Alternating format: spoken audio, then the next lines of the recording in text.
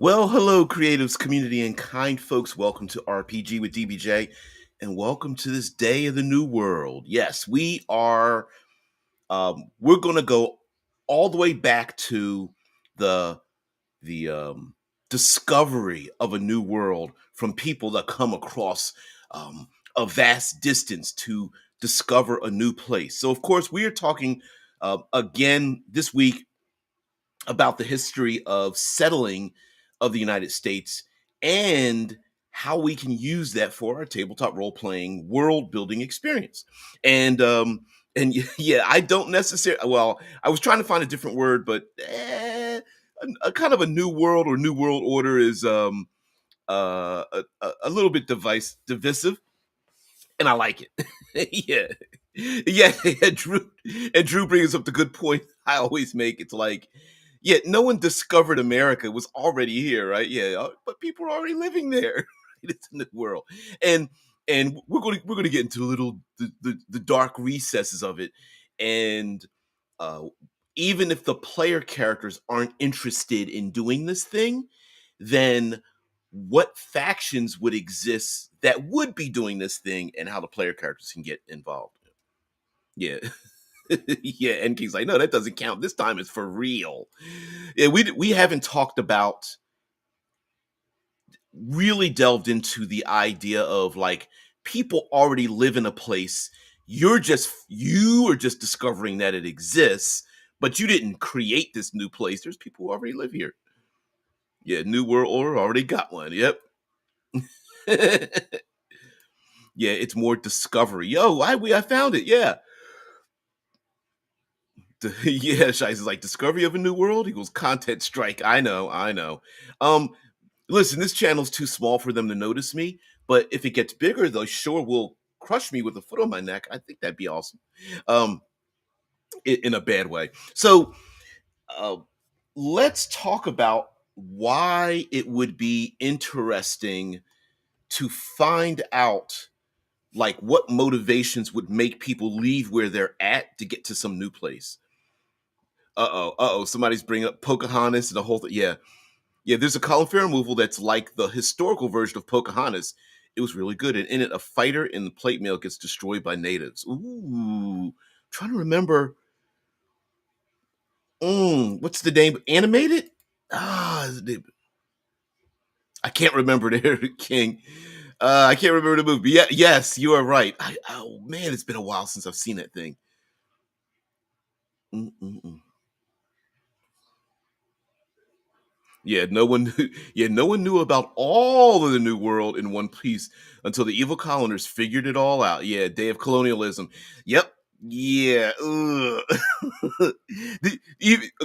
Those things have some serious negative connotations because, of course, it was an era where, um, not an era unlike most eras, but it was a very much industrialized era of like, oh no, we are correct and every other place we go to is wrong and they're savage and things like that.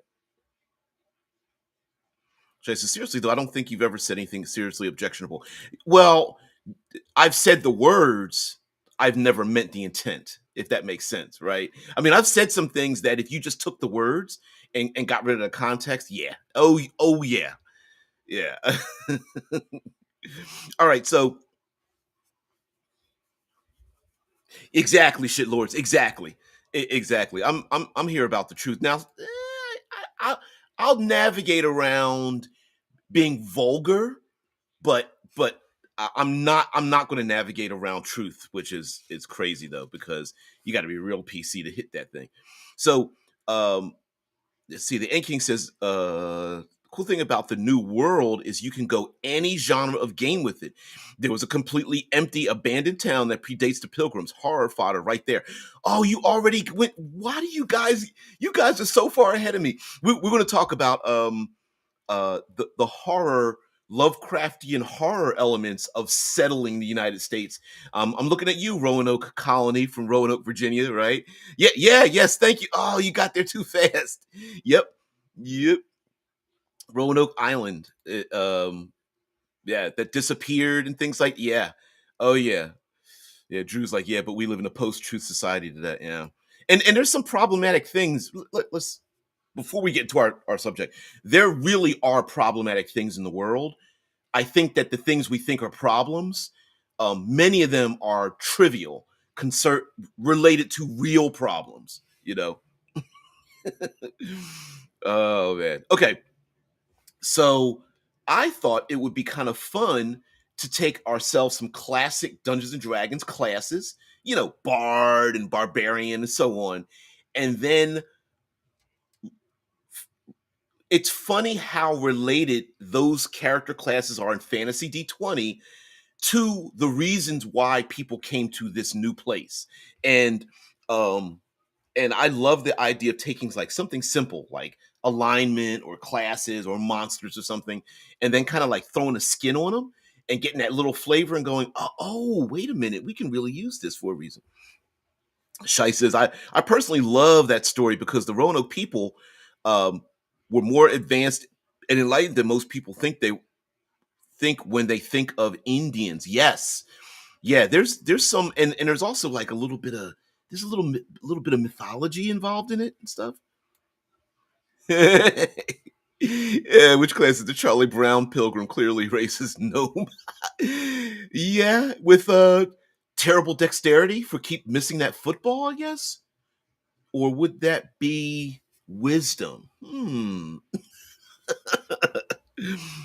Lucy's definitely a shape changed hag or succubus or something like that. Definitely one of those. Yeah, almost everything was the New World from an ancient Greek perspective. Thank you there, Benat. Yeah, absolutely. So sometimes there's a throughout history we get like a confluence of events that or situations that happen that makes a perfect storm, some people call it, where the age of the era that something's happening, the economics, the politics, the outside influences. So since we are talking fantasy, you know uh, during the European expansion, there's some great fodder we can use for when they sell in the United States. For example, the United States was never meant to be independent. It was supposed to be a colony, if you will, a distant location from which the old world would draw its resources and connections and things like that from. Yeah, yeah, definitely. Yeah, definitely rolls a one on sense motive. Yeah, yeah, definitely there. Yeah, Charlie Brown. Low stats except intelligence and charisma. There's something in there.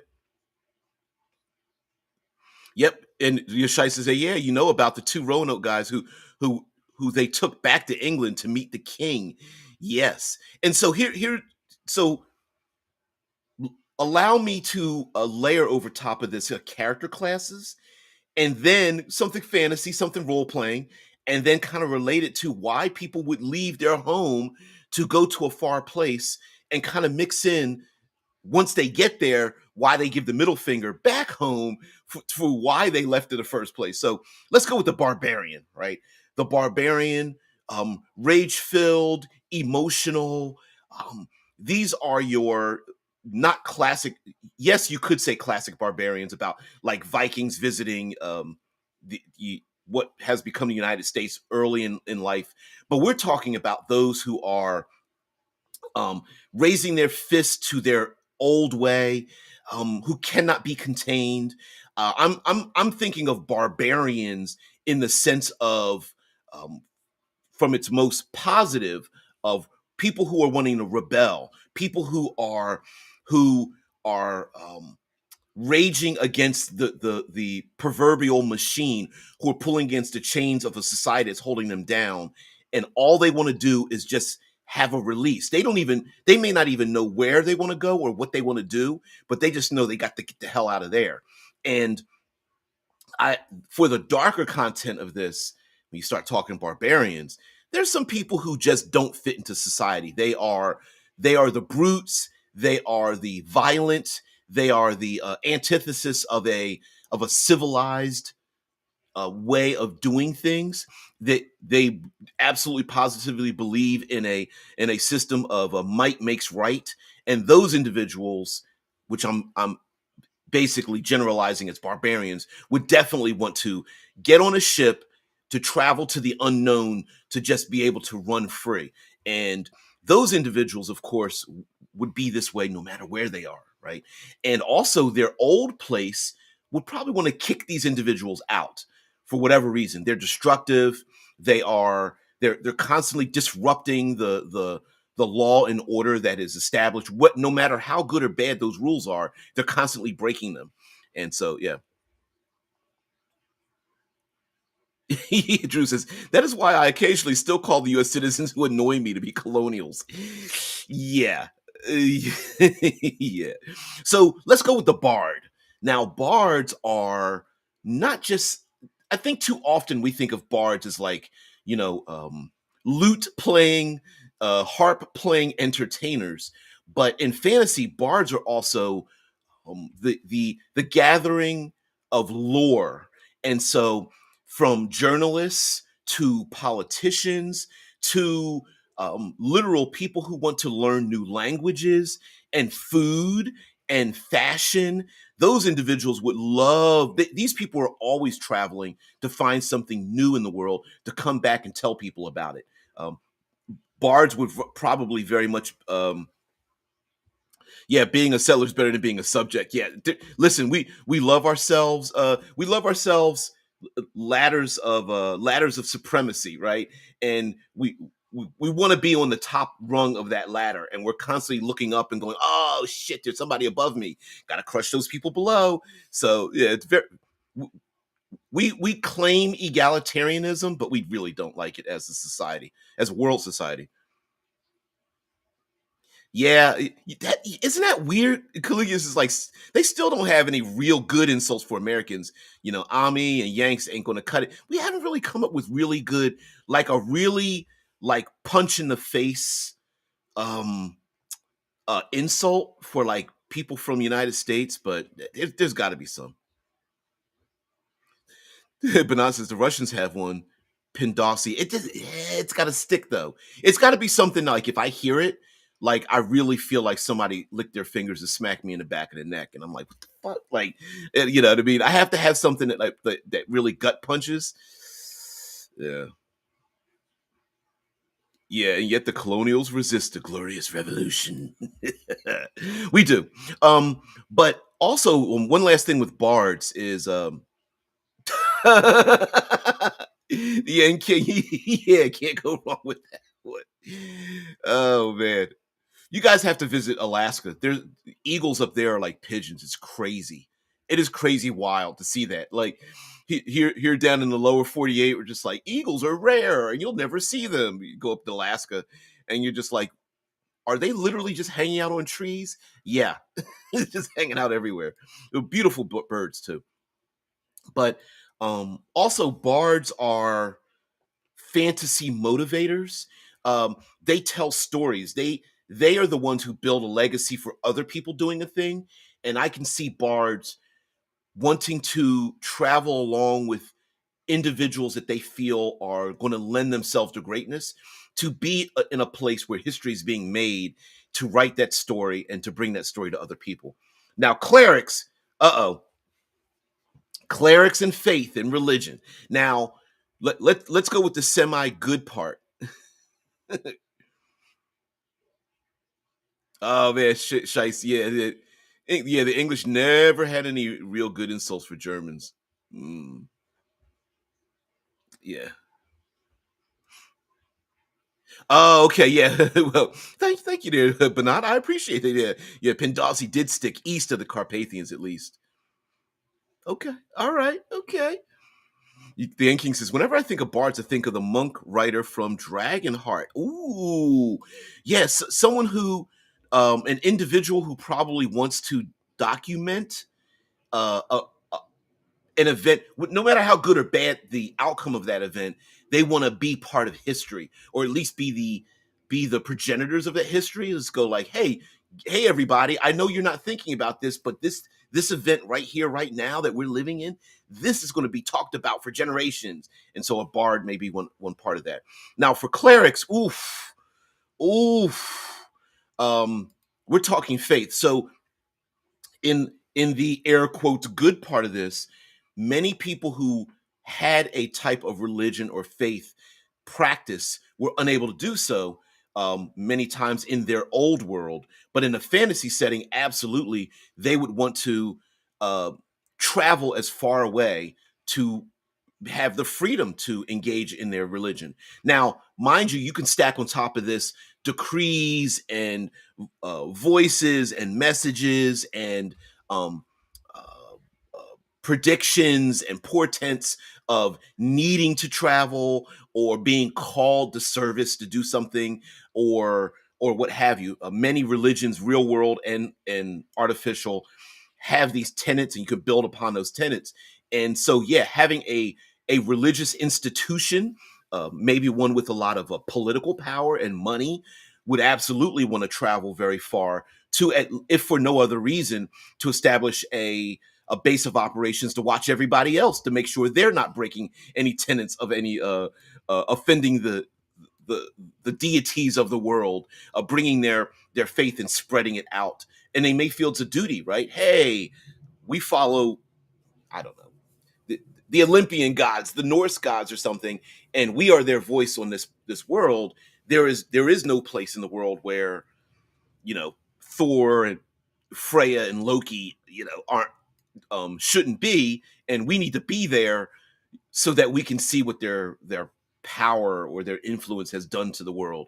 But there's also there's some pretty nasty stuff with religion too. Missionaries, anyone? There's some pretty terrible things that missionaries have done, and but wouldn't be very far away from fantasy, especially if players, remember, player characters may have no interest in any of this, but if they see these factions growing in power, they may have nothing to do but to try to stop the spread or influence, or at least prune away the nastier parts. Yeah. Yeah, Taste of Banana says is a pretty brutal insult, but the etymology of it is too complicated to explain here. I know you guys only have a few characters to explain something, so I try to extrapolate from what you guys have to say. But thank you there, Banat. Drew says I like cart kartoffel, kartoffel, potato for Germans. But that is mostly from people with migration background in Germany and not applied with the Anglophones. Oh, okay, okay. Shai says, when I think of bards, I think about the first time I played Ultima 4 and how it's the worst character class and how I got stuck as one because I answered the virtual questions virtuously. Ooh. So some games are kind of funny that way where you're just like, oh, brand new game. Let me put in my honest answers. And it's just like, fuck. Yeah. I'm going to pick the things that appeal to me. And then you realize that's not good. Mm-mm-mm. Yeah, Shai says, but seriously now, how about all the wild animals that existed in North America back in colonial times? Wolverines and great cats and more. We did wipe out a lot of them, but that's a great fantasy thing to have, like everything from wild animals and plants to the weather and everything in between. And then you just turn the volume up with all the monsters that in your old world, oh, yeah, we've got goblins and ogres, no big deal. You go to a new world and you start looking at things like um, that are on the fringe areas of fantasy and mythology. I wonder what the colonists thought of. I want Okay, trying to figure out how to say this. uh, Perception makes reality. And despite today not believing in certain mythological things, back in the day, people really did believe in them. So I wonder what Americans, the colonials, before they became even America, or heck, just even trying to make the 13 colonies, I wonder what they thought of like the Wendigo or skin walkers or what are some other ones? Coyote spirits and things. I wonder how real they thought these things were and how dangerous they were. That would have been pretty. It would be pretty interesting today to see like the artistic renditions and what they actually like, the horror that they felt about something that they never saw before, but the people here completely believed in it, and then they believe in it.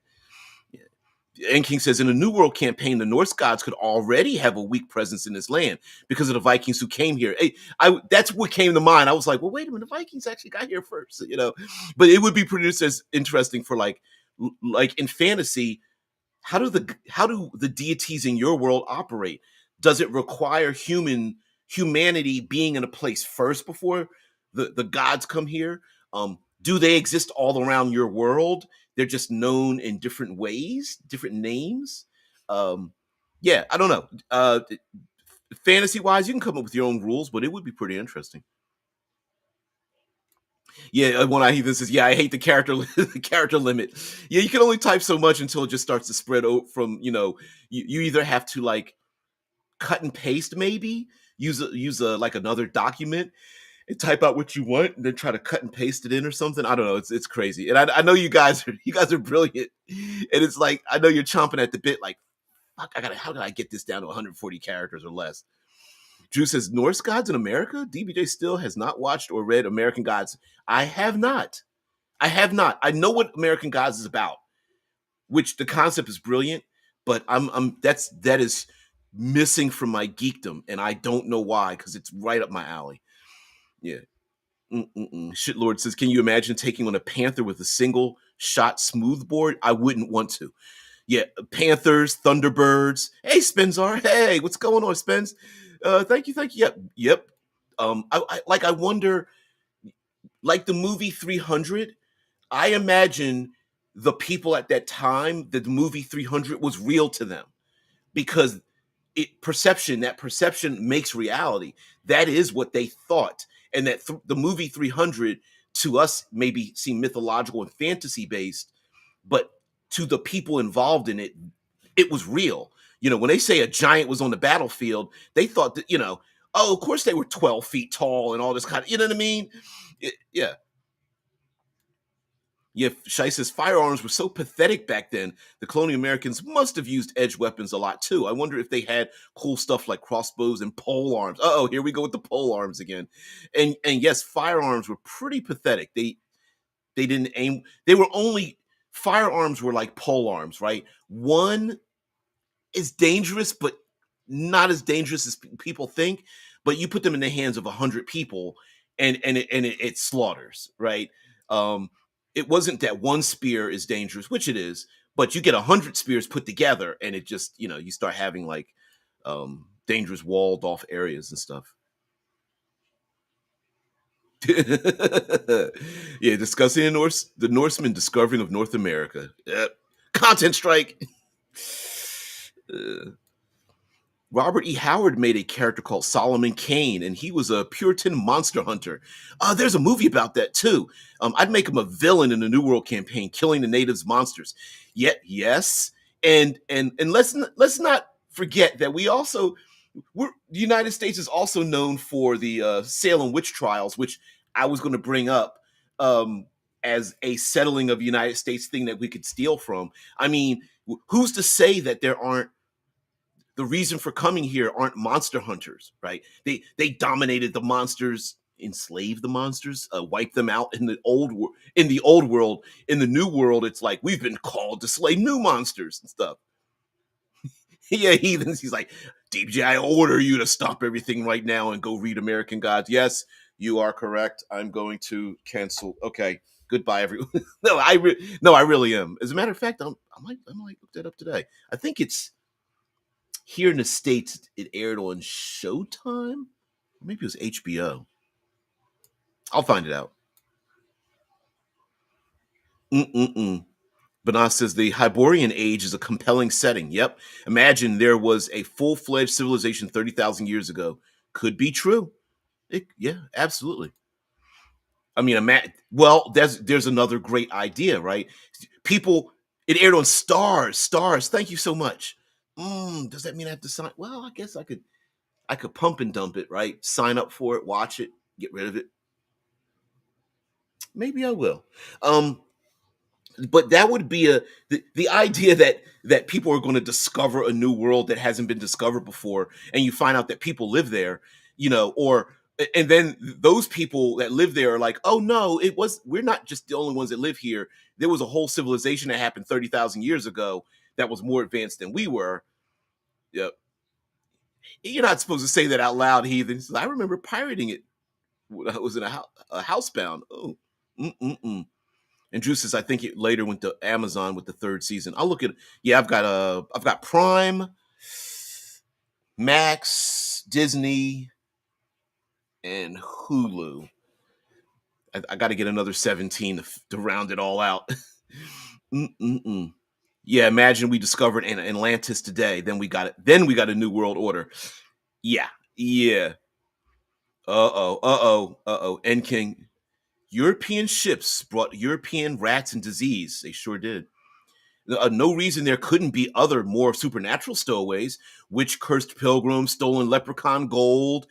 Yeah. All those vampires that decided to have themselves shipped across the ocean, which would actually be pretty dangerous. But yeah, I mean, this is a strange thing to think, but if we discover, let's say we discover aliens, are we now exporting our own um mythologies, curses, um the are we, by virtue of us physically being somewhere, are we also bringing a spiritualism, for good or bad, that follows us? Like, would you know in a fantasy world, is lycanthropy something that is exported by the people who bring it along because they fear lycanthropy, or did it already exist, it just happens to go by a different name? You know what I mean? So of course we have hey Spins, Zamara, hey, what's going on? There you go. Patented Zamara text incoming. All right. I'm gonna catch you. I'm gonna catch it all. There are two ways I would play with the concept of. Here we it's starting to move. Okay, there are two ways I would play with the concept of a new world and facing colonization. All right. Okay. Give it to me. And also let me continue to talk about the character classes. Druids. How interesting would it be to compare a I'm going to say European Stonehenge style druid to a indigenous peoples style druid, right? Like, would they be the same? Would they look at each other like, we don't speak the same language, but damn, we're like damn near identical? Or would there be a vast divide? Like, um are would there be druidic type people who are, think of the world as the four base elements: earth, air, fire, water, and we are deigned to dominate all of those pieces of elements, where there might be uh, in this newer place druids who are like, we don't dominate anything, we're part of nature. As a matter of fact, we don't even claim to be druidic focuses. Wherever we live, that's kind of what kind of druids we are, and we just go with the flow. Oh, there's going to be the seasons are changing, there's going to be a major snowstorm, so we just blend with this new snow. When the spring comes, our powers change, no big deal, we don't even think about it as powers, it's just part of the natural order. And the Wendigo, Yeti, flesh eating spirits and stuff, yeah, we're kind of part of that too, maybe, or something like that. um Spinzar says, so DBJ, the campaign I'm working on is in play on the discovery of the Americas, but the Americas were abandoned a few thousand years ago. Ooh, I like that. After a cataclysmic war. So you're arriving to see legends of your religion, ooh, and of your culture after thousands of years of decay, overgrown and ruled by the mutated survivors of that ancient war. I love that. I love that a lot, because you can really play with what was left behind, or heck, you could even throw things in and describe them in a way that makes the player characters not understand the thing that you're watching. um, I had a picture book, tongue in cheek book, where there were historians that found USA, United States of America. They called it USA, and They had shrines dedicated, and the shrines were people watching television with remote controls, and people start wearing toilet seats around their necks, thinking that they were altars to great powers or something like that. It was pretty silly. Yeah, Drew says we would not discover aliens, we would have contact. And that's exactly really what the colonization part of it, horrible. But it wasn't discovering America. It was a contact story. But ta- taken from one point of view, right? The people who lived here, what happened to their contact story? All right, Zamara. Zamara continues. He says, I would have the players be part of the colonization efforts. Me too. Me too. They start in a very small foothold and begin the game with a mission to figure out why a hamlet had been burned to the ground. All right. All right. Because as these different factions settle this new place, what's their purpose? The religion, the clerics, the bards, fighters, wartime. You have any civilization, they're going to have some type of martial element to them to defend and expand their territory. A new world would be a great place to build a fort and have a foothold for military purposes, if for no other reason than to defend yourself against other people who also want the exact same thing, which is why, you know, um, many places like the United States, we have military footholds in damn near every other country in the world, and if we don't have it in that country, we have it next door to that country, and that's because it's the idea of being able to strike first because you don't want to strike last, right? And it's pretty horrible to want to talk to somebody when they got their hand on a weapon, but it also works, air quotes. so so yes, militarization is definitely a thing, and the militarization of resources. A United States again, we need oil and power to power everything that we have. We don't want to lose that resource, so pr- making sure you have weapons, firearms, guns, swords, spears, pole arms around your resources is another thing, which was a reason for coming to the New World. Great place to have to stat yourself some resources. I'm looking at you, Caribbean islands. Resources: salt, sugar, sugar cane, silk, not silk, cotton, tobacco, coffee. There's some others that I can't think of off the top of my head. Zamar says this is part three. This can lead to players having to run the tight line of several different cultures of natives wanting to exterminate these colonizers or use them to get ahead of other native cultures. I absolutely agree with that. Riding that line between being like an envoy or diplomat to basically an exterminator, a genocidal exterminator. All right, part four. Here we go. All the while balancing factions of their culture that are either leaving unfair situations, yep, i.e., slavery and poverty, exactly, or using the colony as a way to improve themselves at the cost of others. Oof, ooh, and King says Zamara is sending a 90s fax right now. Yeah, hold on. We're still going. Okay, second would be to let the players be the natives. Yeah, yeah, yeah. Make missions where they deal with small wars and disagreements, pulling them closer to some new group that seemed to sprang up overnight. Yeah, come just literally hitting shore and just springing up overnight. Yep. While everyone claims that these strangers, I gotta move the. uh, when I move the comment, I have to move it over. Sorry about that. While everyone claims that these strangers are weak in number, they are overwhelming in tech and eager to share at a cost. Yeah, I'm looking at you, alcohol. And then let the new people be forced to expand or starve and come to the PCs for help. I love it. I love that idea. And you know what? There's so much story in that. There's so much. That's why I wanted to do this series when it came up. What do you guys brought it up? I know you guys brought it up because I'm not that smart. But the idea that when you come to a new place, do you hold on to your old rules, or do you establish new rules? And if you already live there and you see these strangers just literally showing up on the beach with their missions, their faith-based missions as clerics, or their rebellious, we're going to take advantage of everyone, barbarism, or rogues, right? Rogues come in two classes.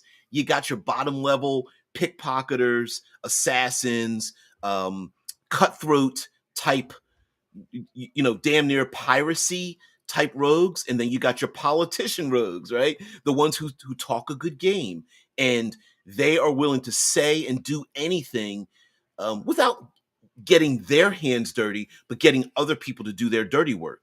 And um, heck, even warlocks, right? People who are making promises to a great power to achieve some kind of advancement for themselves, whether that power is demonic and satanic, or whether you want to make warlocks who give their power to the literal, let's make this fantasy, the literal fantastical blue bloods of the world, where they're literally blue, they bleed blue blood, and they are immortals or something, and they are the power movers and shakers.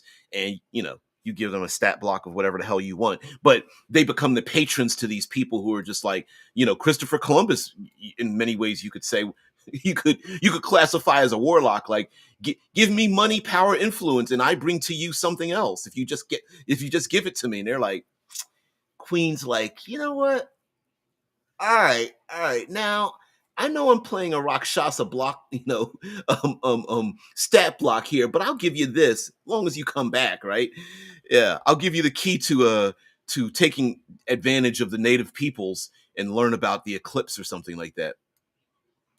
I like that. Caligula is like, we are all shut-ins locked behind our foreheads. Yeah, we are limited by our physical nature. Absolutely. Mm-mm.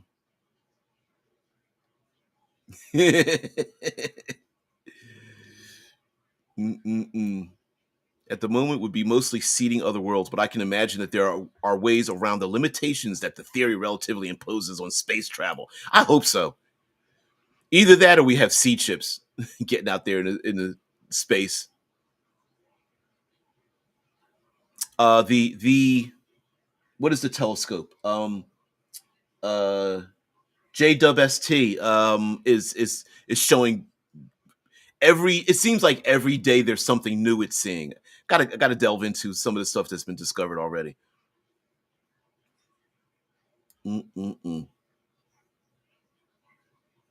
12 woodsmen went out to find timbers. They were attacked as they returned to a village. 9 men ran, 3 stayed and fought. 2 of them watched the third die.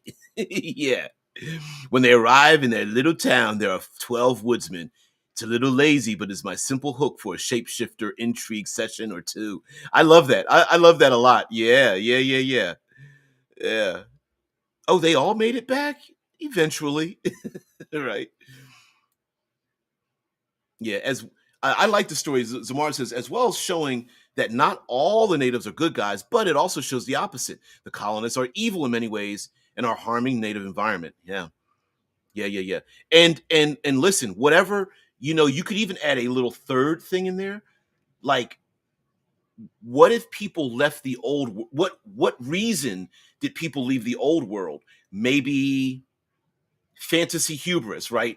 But too many 20th level characters wrecking shop on the world or something. Maybe there's something arcane, like, I don't know, the spreading of a arcane type disease, or a portal disgorging monstrous beasts, or a an aura that keeps spreading further and further across the land. And it wasn't until sailing across the vast ocean might give them, a few years time, or months or weeks or days, before this wall of energy or something spreads to the new people, and everyone has to keep moving further and further away from this terrible cataclysmic event that made them leave their new world.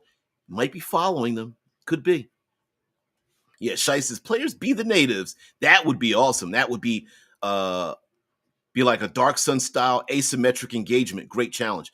I think that would be awesome too, because especially if you just start out and go, listen, as players, you're going to be behind the 8 ball. They literally, Your adversaries literally have everything that's better than yours: better weapons, better armor, machines, access to some sort of fantasy energy, whether that energy is oil or electricity or something more fantastical. Yeah, yeah, yeah. Yeah, or maybe start living by the dictates of the natives. Maybe the the technology or power the colonists have is no match for the sheer unbridled wildness of the unknown, and the native peoples who live here have learned to live with it. They don't dominate it, but they just learn to live with it. That'd be awesome too. Yeah. And the End King says you do both. You form new rules, but they mix with your pre-existing nonsense, and you always bring your problems with you. That's why I have baggage in my RPG, right? Yeah, you just bring new problems. Yeah, yeah, mo money, mo problems. Ugh. Anyway, also the colonial aspect of it. So, what are some other character classes? We've got monks, we've got warlocks, we've got wizards and sorcerers, and so on and so forth.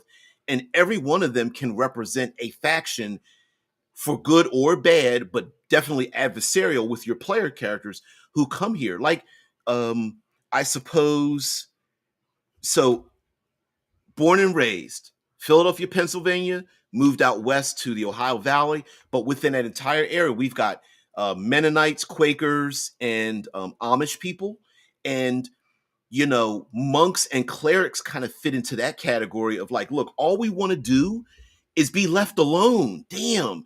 And they might want to, they have no desire to abide by the old rules. They also don't really want to change their rules by going out into this new world, and they have no problems with the native peoples out there, but they just want to be left alone. And even just being neutral has an issue, because you know how it is. You get in an argument with someone else and there's a third party and you go pick a side, and that person's like, listen, my name is Bennett, I ain't even in it, right? And my name's Paul, that's between y'all. And being a neutral party is very difficult to maintain. And um everyone's like, pick a side. If you're not for me, you're against me. And that's also an issue as well. Like, for example, what if the player characters are pulled into an event where the faithful, the church, wants to take down the militarized arm? You know, the druids that came from across the world come here and they go, we found our brethren and sisterin, right? We found our people that we should have been bonding with and we've lost contact with. We need your help to break away from the status quo. The Yan King says that was why I liked the idea of trying it in the supernatural. People bringing their superstitions with them, bringing their boogeymen and their ghosts that they flee from. I wonder how fair but how cool it would be for characters to have to bring with them. You bring with you your own fears and superstitions, but other people deal with them in a different way. So, as a player character, you may have a limitation dealing with your own superstitions, but no limitations dealing with other people's superstitions.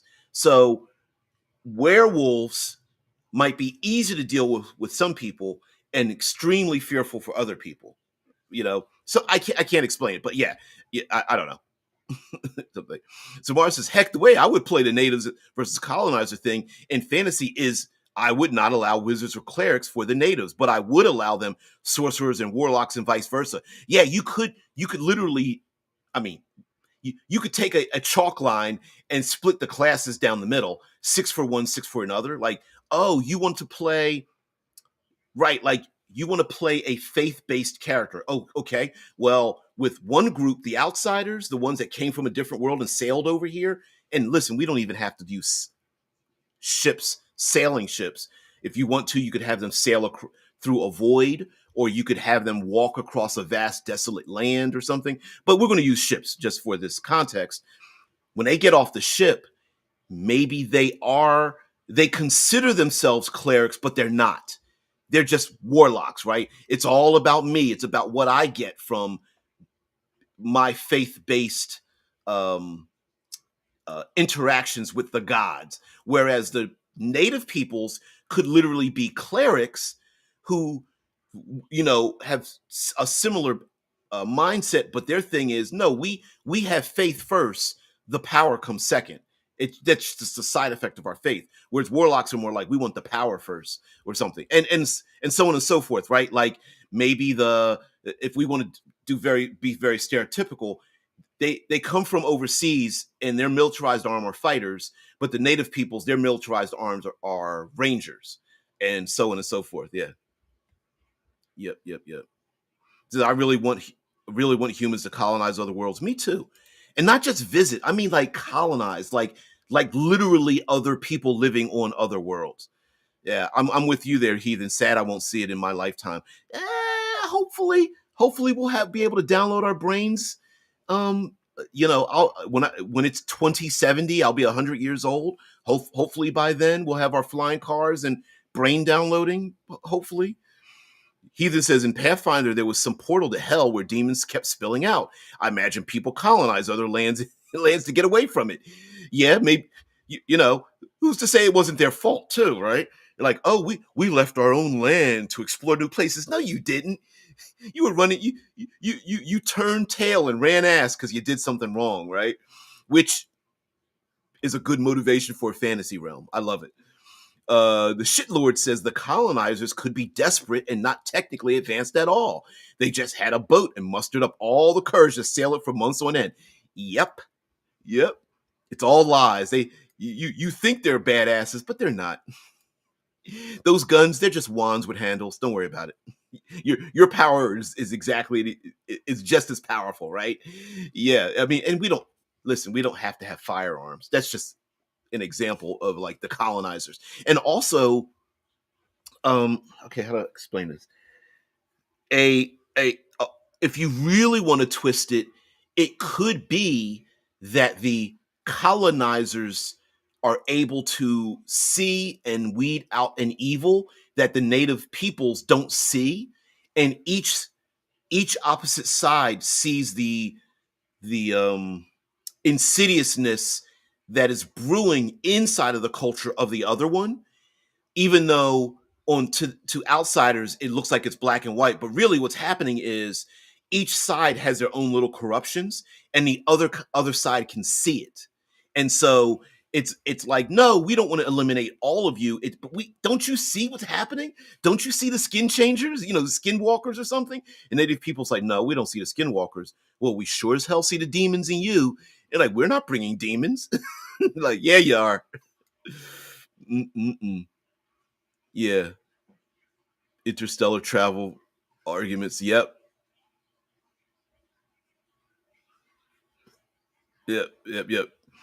When I hear this, is let's say the colonists are running from some great evil, only to arrive in a new land, being hailed as the destined saviors of the people from the same great evil.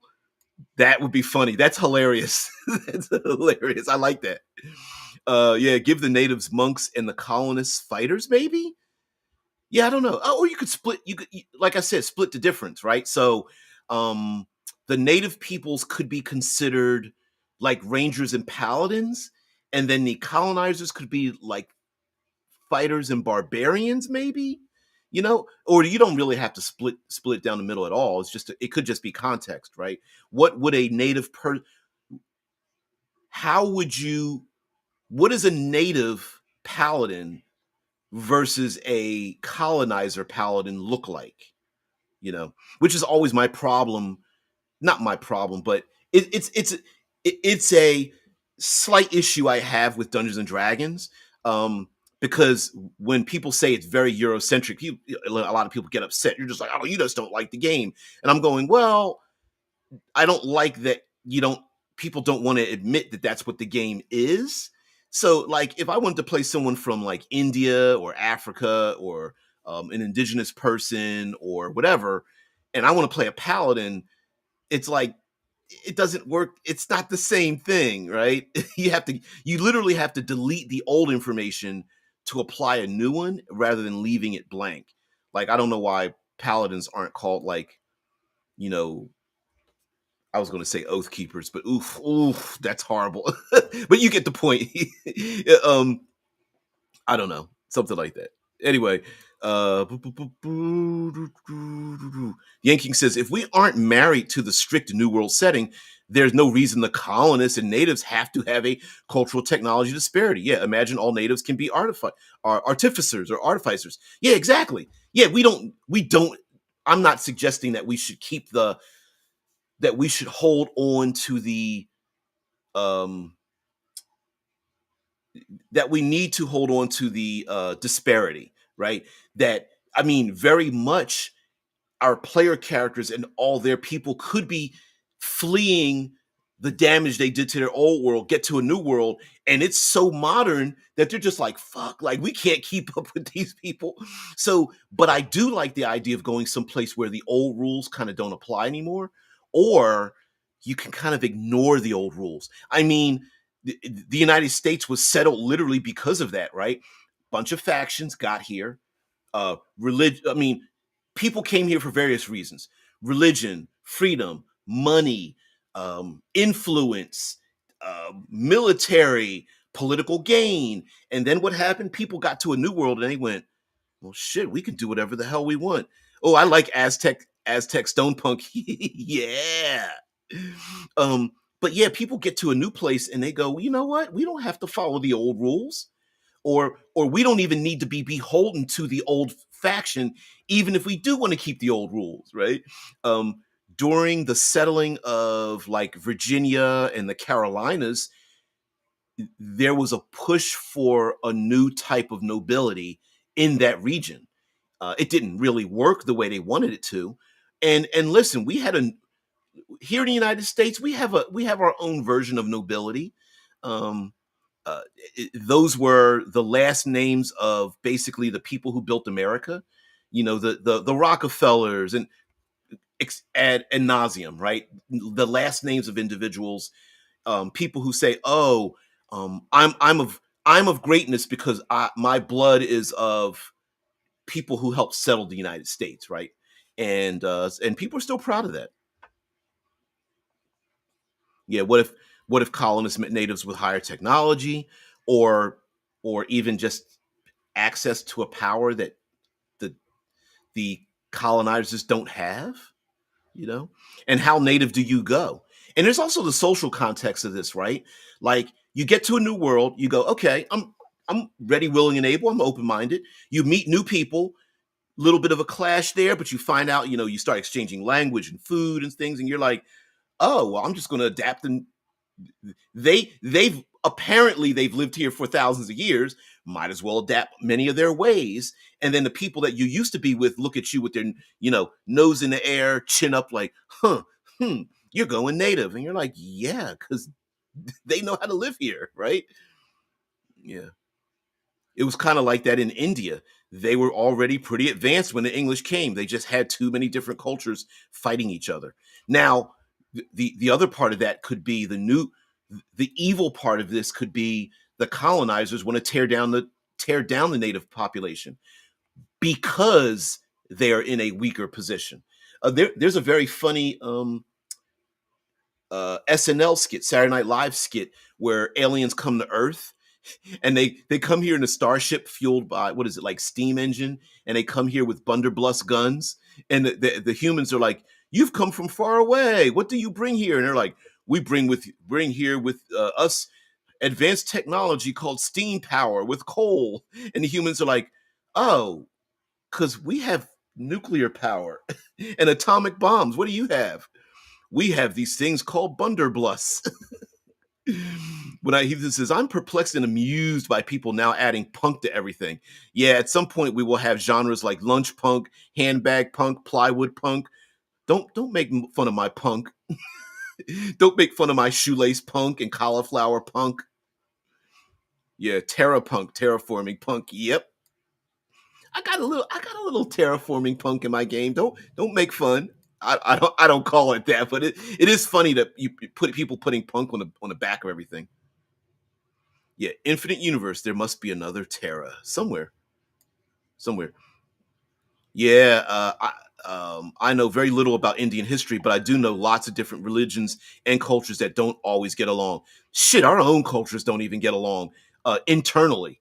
I'm looking at you, Christianity, and all of its different sects, right?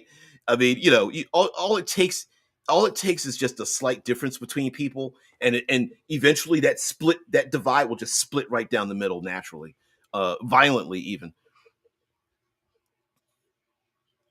Yep.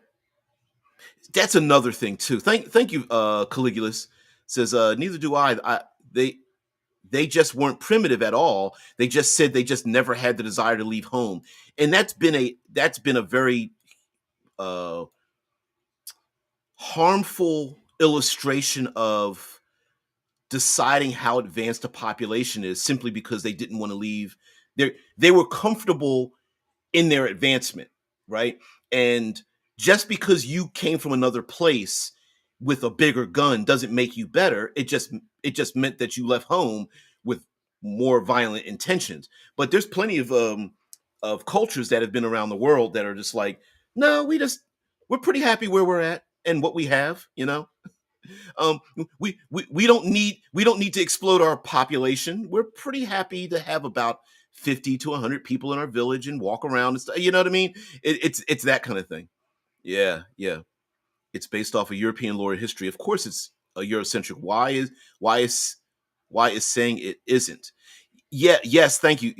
Just pointing out the fact that people get upset about like Eurocentricities and getting upset, and it's like, well, but that's real.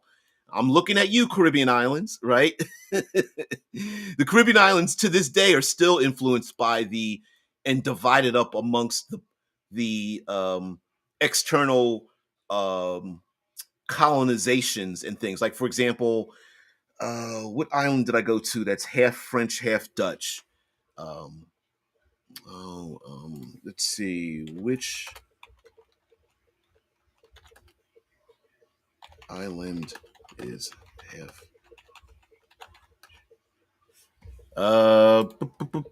Saint Martin. That's it. One island and two countries between the Atlantic Ocean and the Caribbean Sea. Saint Martin is half French, half Dutch, but this pocket island is more than that, a real cultural melting pot. And Saint Martin is literally split in half between the French and the Dutch, and they still have connections with both. Mm-mm-mm. So when it says the only non-Eurocentric part is the monk, and even that is a bastardized Euro-inspired, yep, version of its original culture. Heck, Druids are a European, proceeds to rant about history and stuff. Yeah, yeah, yeah, yeah. My only issue with the Dungeons and Dragons part of it is that the way it was designed, it already had a cultural influence on it. And to change it, you have to remove one to add another one. And some people get upset. It's like, well, it's just easy to remove it. And my opinion about that is, well, if it's so easy to remove it, then why would you be upset if somebody else removed it and now you have to do the hard work of removing one cultural aspect to layer on top of it another one, right? It's why so many people are just like, I don't like monks in my world, because of the cultural influence of it, not because of the numeric influence of it, right? Were the Appalachian hillbillies the original colonists? They were monks, amongst many. Yeah, yeah, yeah. The people that live in the Appalachian Hill country stuff, very very much barbarian ranger like. They wanted their freedom, and are violently opposed to people taking away their freedom. The people that live in Appalachia are the original, like, um shotgun on their land, get the hell off of it. The law's not going to take away my guns, kind of thing. Yeah, very much anti-authoritarian. Um, yeah. Shai says the Puritans, I mean, religious fanatics who moved out to the hills. Um, I don't know if, well, yeah, well, Puritans are a version of clerics, right? Puritans who felt that the religion in the old world was they had too many too much freedom. We needed to be more pure, and led to drowning people, innocent people. So yeah, but yes, and even today we have people who are extreme conservatives to the point of being Puritans as well, in their religion and such. Our version of nobility are just super rich families. They sure are. Yeah, yeah, yeah. The Rockefellers, the who are some oil people? Why my brain can't think of the oil barons of the United States? Let's look up the oil barons. Let's see. The original oil barons of the let's see. JD Rockefeller, HL Hunt, JP Getty, there we go. Edwin Drake, Anthony Francis Lucas, Columbus Marion Joyner, George Bissell. Yeah. Definitely remember J. Paul Getty, America's 10 richest oil barons. Mm-mm-mm. Mm-mm-mm. People like that. All right. Let's see.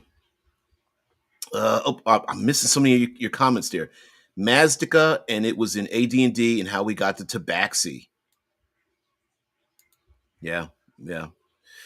Mm, mm, mm, mm. Oh, there is a group called Daughters of the American Revolution. They are proud of being the direct descendants of men who fought in the Revolutionary War. Yes, yes, yes, absolutely. Yeah, yeah, yeah. And they are, if I'm not mistaken, isn't it like not only themselves, but they find people who can trace their lineage back to the original people who fought in the Revolutionary War, if I'm not mistaken, and they are kind of like not indoctrinated. That's the wrong word. Embraced into it, things like that. And the American Revolution itself was about people who came to a new world and went, you know what? If we change the rules, I wonder what's going to happen. Oh, they're going to send military ships and make us come back to being a colony, right?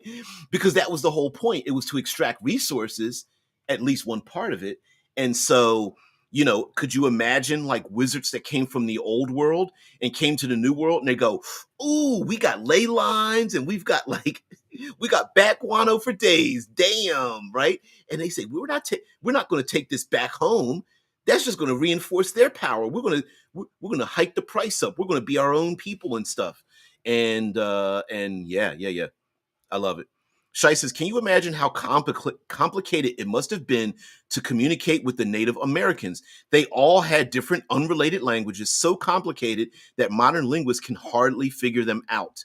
To be and we even have we even have movies about it, right? Like today, just learning one native language from the indigenous people in and of itself was used for um, translating secret codes during World War I and World War II because nobody else around the world could understand it.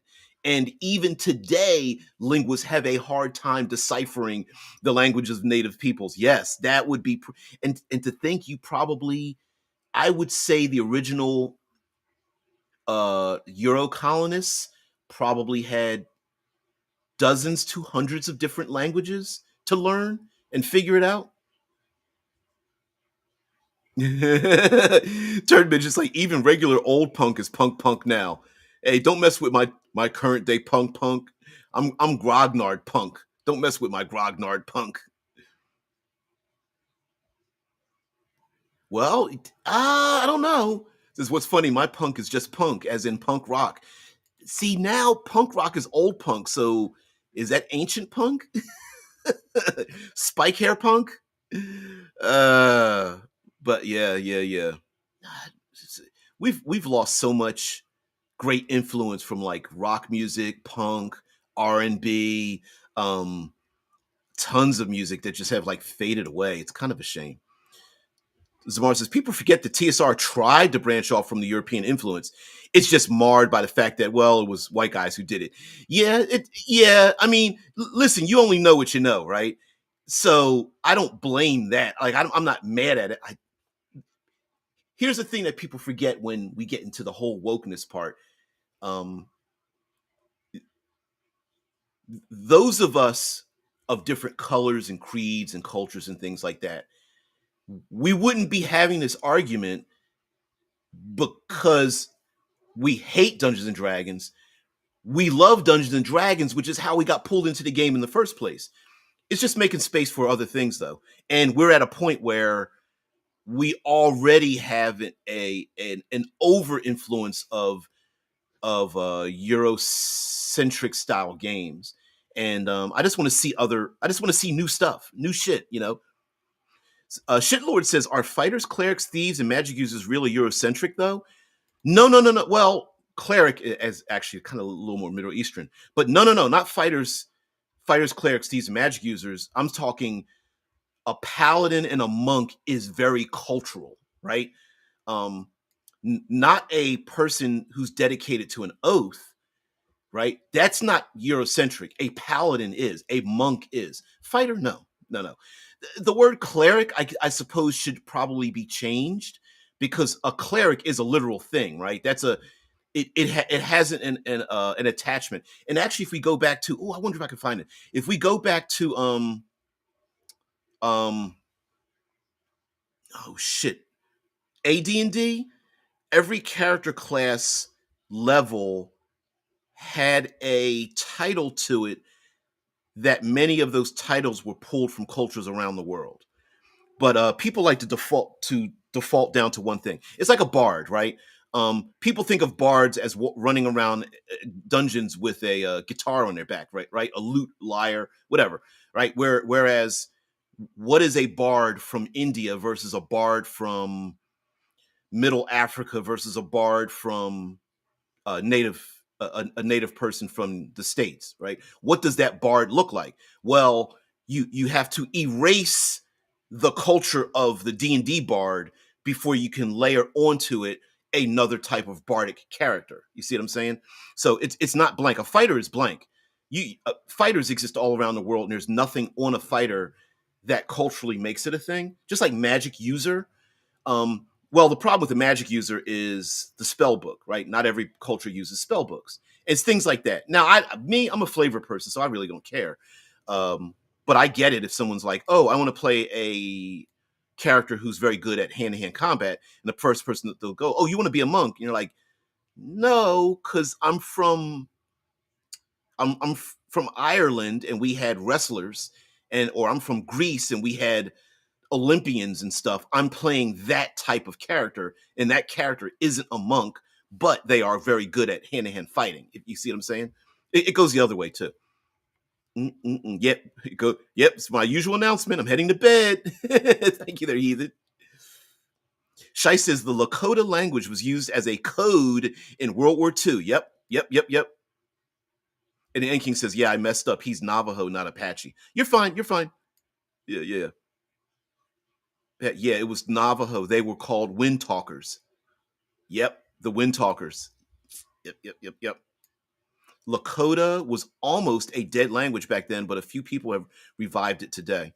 Uh, all all native culture is American culture now. I don't understand why people kind of think of it as different. All native, if we are the United States, then all the native peoples and their culture and their history should be embraced and encouraged and saved historically, just like anything else in the United States. It's our history. I don't know. Some people have a hard time thinking about that. It all of it is our history. Everything that has ever happened here in the states is our history, for good or bad, and we should learn from it.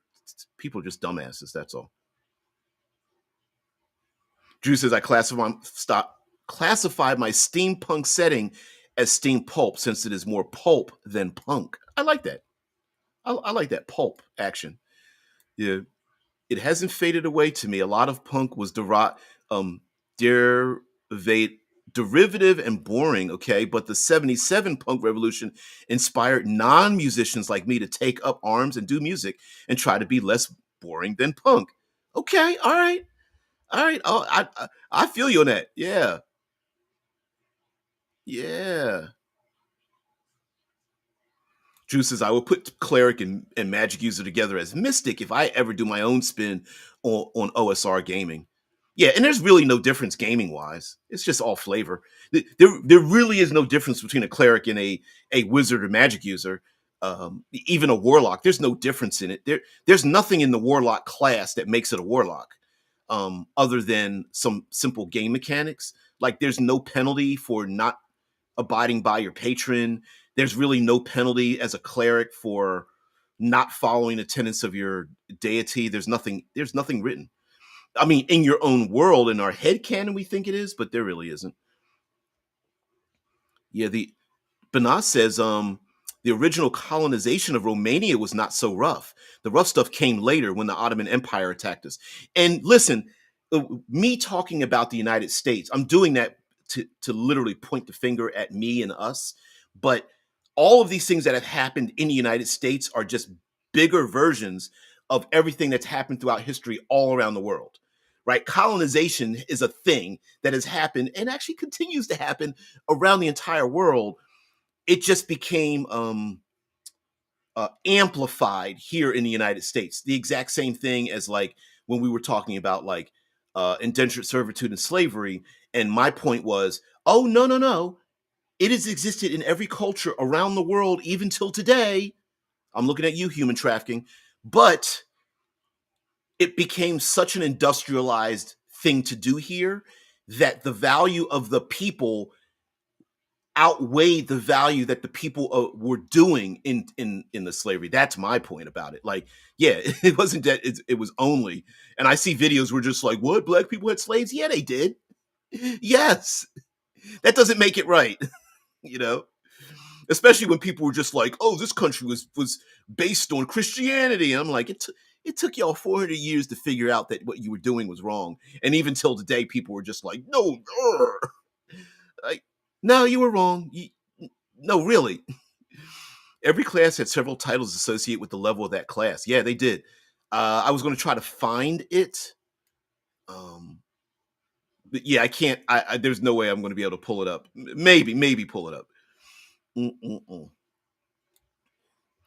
Z says I would split Magic into 4 quadrants. Okay, power comes from. Let's see if we get this all this here. Okay, power comes from, and here they are, from an external environment, from inside yourself, from or power effects. Okay, external environment yourself. Hmm. So the 4 quadrants would be measured, or do you mean external, internal, and then okay, how to explain this?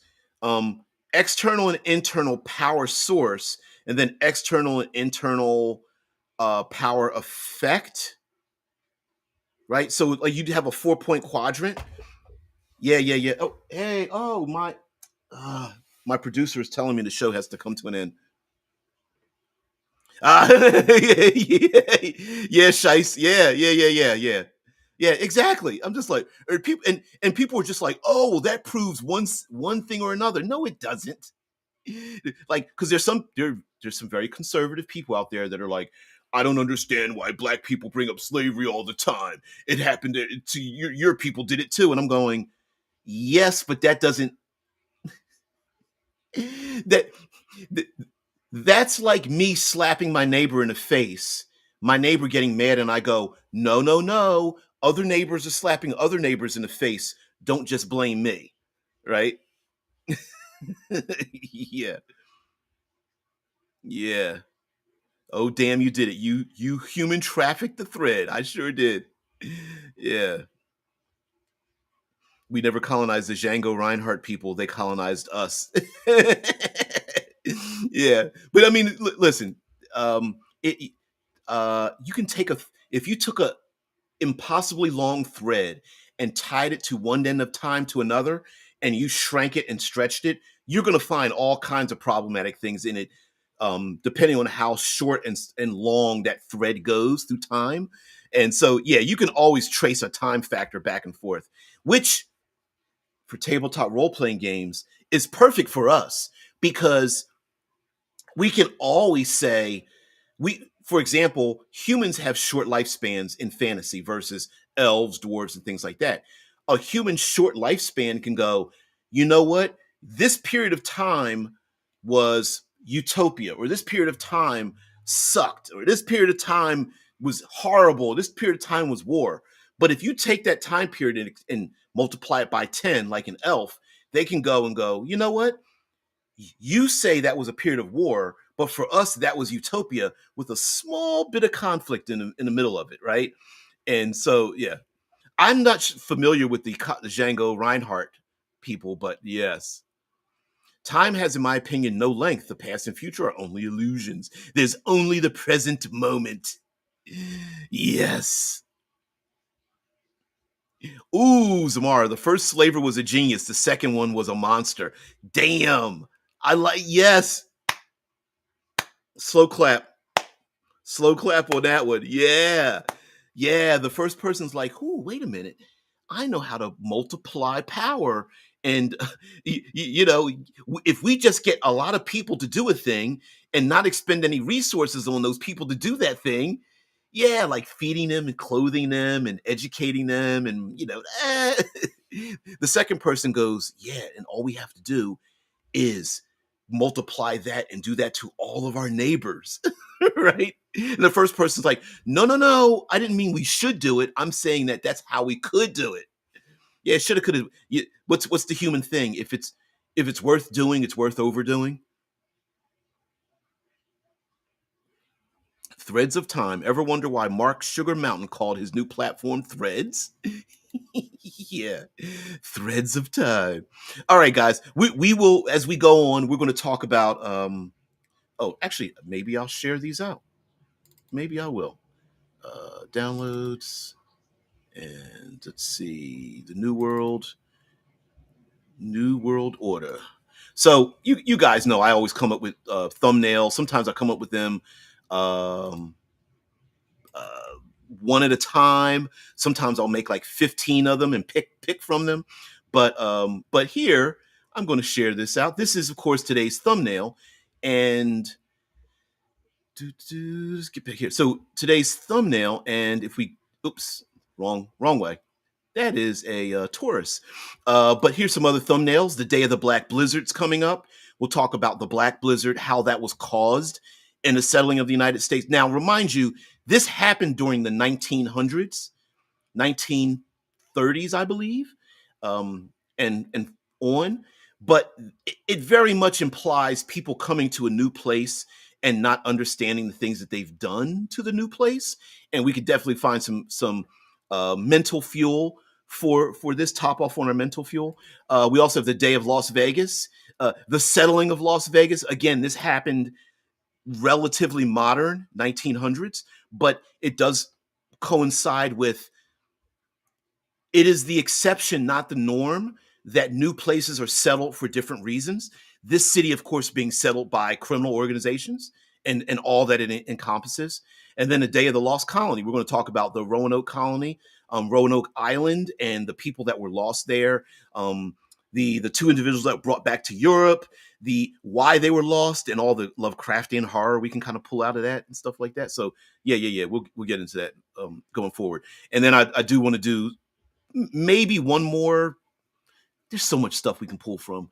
I guess we could do one more week if we have to, but yeah. Threads is the scariest movie there is. It even scares Hostile fans. Really? Really? Ooh. That's funny. So anyway, guys, I got to take a bio break as well. I want to thank you guys for being here. Thank you very much for being part of the show. I really appreciate it. I will see thee tomorrow. Peace and prosperity, love and tranquility. You guys' time is very valuable. Thank you for spending it here. I hope we can make some change. Peace out.